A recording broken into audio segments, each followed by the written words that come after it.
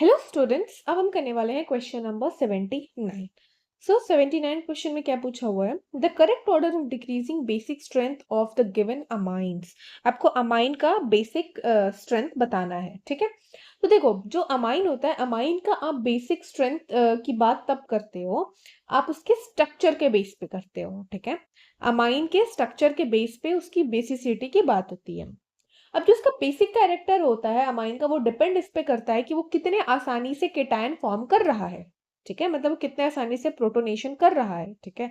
तो जितने आसानी से वो केटायन फॉर्म करेगा वो उतना ज्यादा बेसिक होगा। तो बस हमको यही आइडेंटिफाई करनी है, ठीक है। तो सबसे पहले हम इन चारों का, ये जो चार ऑप्शंस है, उसका हम स्ट्रक्चर बना लेते हैं कि कौन क्या है, ठीक है। तो सबसे पहला मैं इसको नंबरिंग कर देती हूँ ए, बी, सी एंड डी, ताकि मुझे आसानी पड़े।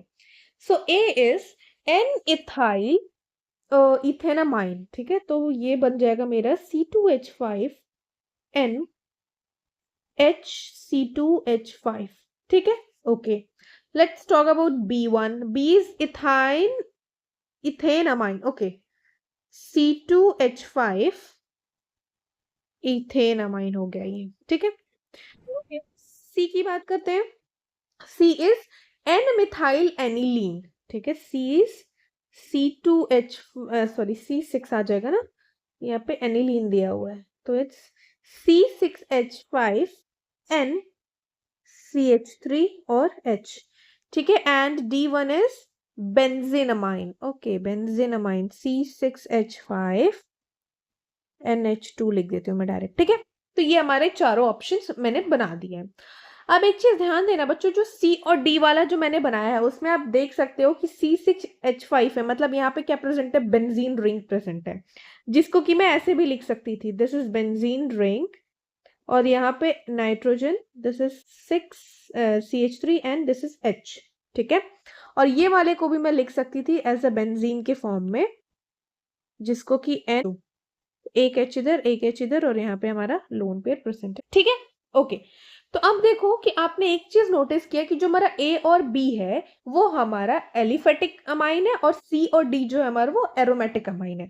यहाँ पे ये मैं इसलिए बता रही हूँ क्योंकि यहाँ पे एक चीज ध्यान रखना कि जो हमारा एलिफेटिक अमाइन होते हैं, एलिफेटिक अमाइन जो होते हैं हमारे, वो स्ट्रॉन्गर बेस बनाते हैं, वो स्ट्रॉन्गर बेस होते हैं एज कंपेयर टू हमारे एरोमेटिक अमाइंस। तो aliphatic amines are stronger base than aromatic amine, ठीक है। ये समझ आए कि एलिफेटिक क्या होता है? हमारे ज्यादा स्ट्रॉन्गर बेस होते हैं एरोमेटिक अमाइन से। ओके, ये पॉइंट आपको समझ आया, तो इससे आपको ये समझ आया कि जो एलिफेटिक वाले होंगे वो ज्यादा बेसिक स्ट्रेंथ होगी उनके पास एज कंपेयर टू हमारे एरोमेटिक। तो मतलब ए और बी के पास हमारी ज्यादा होगी और सी और डी से, इतना हमको क्लियर हो गया, ठीक है।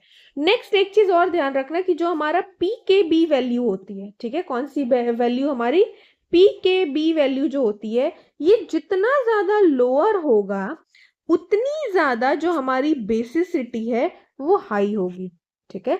लोअर द पीकेवी वैल्यू, उतना ही ज्यादा हमारा बेसिसिटी इज हाई, ठीक है। ये दो फैक्टर आपको याद रखना है।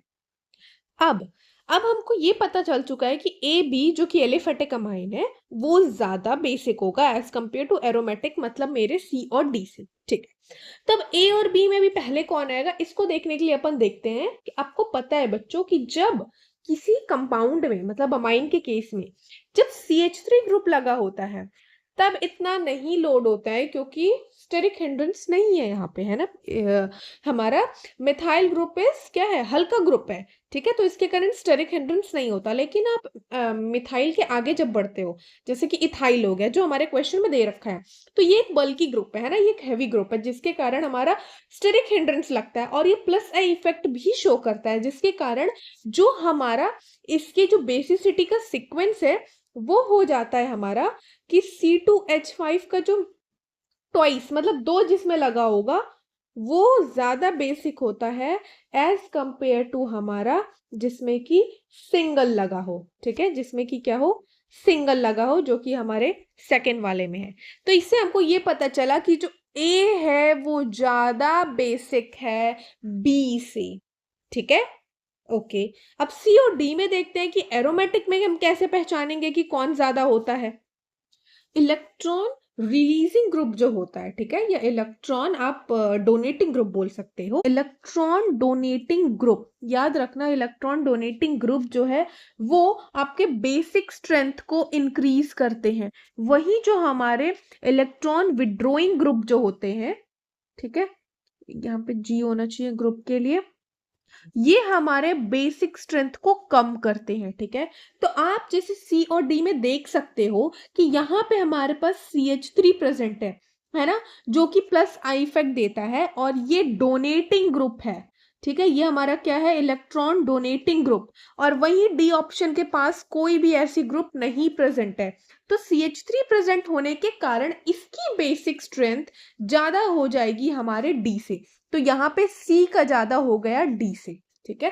तो हमारा जो फाइनल आंसर बना है वो क्या बना है, अभी हमने देखा था एलिफेटिक की ज्यादा होती है, तो ए की ज्यादा होगी, उससे कम बी की, देन सी की, एंड लास्ट आ जाएगा हमारा डी, ठीक है।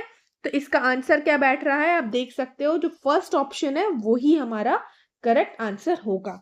आई होप आपको समझ आया होगा बच्चों। कोई भी डाउट हो आप कमेंट में पूछ सकते हो, ठीक है, मैं वहां पे आपको रिप्लाई जरूर दूंगी। Thank you.